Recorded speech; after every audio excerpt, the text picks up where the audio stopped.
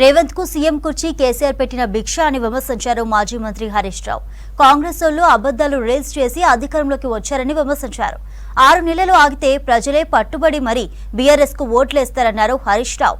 పాలన చేతగాక ప్రతిపక్షాల మీద కోపానికి వస్తున్నారని విమర్శించారు.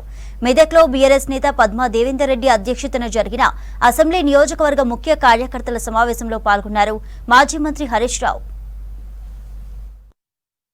జరిపు నెల 15 రోజులు 2 నెలలు అయింది. ఒక్క 6 నెలలు ఆగని 6 నెలల తర్వాత మీ సర్పంచ్ ఎలక్షన్లు, ఎంపీటీసీ, కౌన్సిలర్ ఎలక్షన్లు వస్తే జనం ఏడవాయ మా వాళ్ళు అని చెప్పి పట్టుకొని ఎత్తుక్కొని ఓట్లేస్తారు. మీకు మా ఆంజనేయులు కౌన్సిలర్ నిలబడ్డా, మా విజయలక్ష్మి నిలబడ్డా, ఏడుంది విజయక్క ఇగరా అని టీఆర్ఎస్ లో దొరకబట్టుకొని ఓట్లేసే పరిస్థితి వస్తుంది. అంటే ప్రజలకు అర్థమవుతుంది విషయం. ఇలా కర్ణాటకలో 8 నెలలు అయింది, మనసున పట్టింది. మన దగ్గర కూడా కొద్దిగా షురు అయింది. ఇలా 24 గంటల కరెంట్ అన్నారు. ఎక్కడ కూడా 14-16 గంటల కంటే ఎక్కువ వస్తలేదు.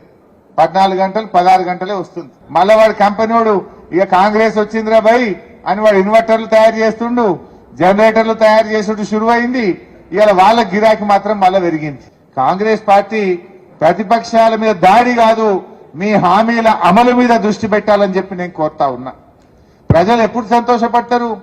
ప్రజలకు ఇచ్చిన మాట నిలబెట్టుకొని నువ్వు 4000 పెన్షన్ ఇస్తే ప్రజలు సంతోషపడతారు.